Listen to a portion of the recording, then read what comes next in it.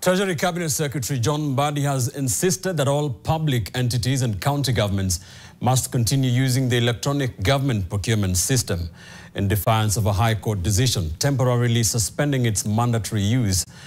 Appearing before the National Assembly's Committee on Implementation, Mbadi defended the system as transparent, cost-effective and vital in curbing wastage of public funds, even as MPs vehemently urged a gradual rollout.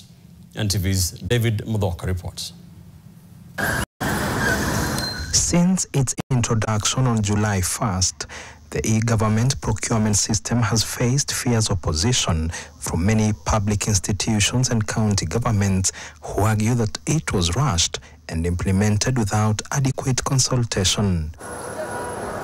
It is on that basis that governors moved to court, temporarily halting the compulsory use of e-procurement, a decision seen as a setback for Treasury Cabinet Secretary John Mbadi.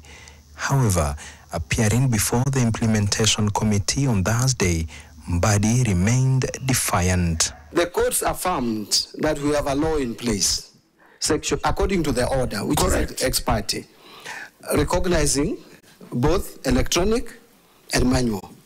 But as a government, we have employed officers in procurement.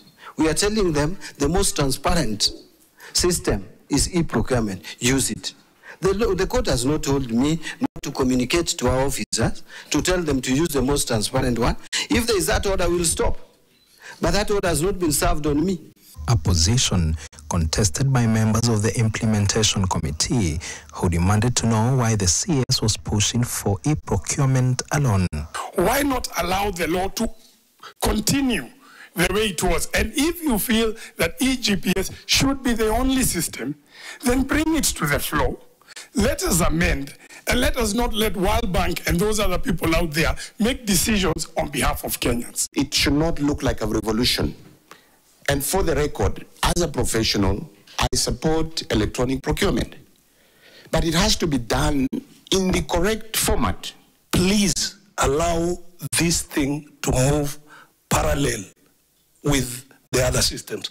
Consider, for example, constituencies in northern Kenya where people are not yet connected to power and Wi-Fi and all this. If you give people options, no one is going to move from manual to electronic. You have to push it. There will be pushback, but there must be push forward. And that push forward must just come from the government. Pressed further, Mbadi said manual procurement will only apply under exceptional circumstances, ruling out any blanket exceptions to the electronic system.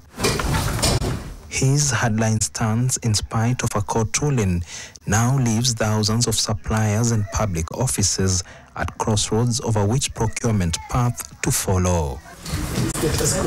It is a strong indication by the Treasury Cabinet Secretary that the government is not turning back on the electronic government procurement system and that suppliers as well as public institutions will either have to shape up or ship out.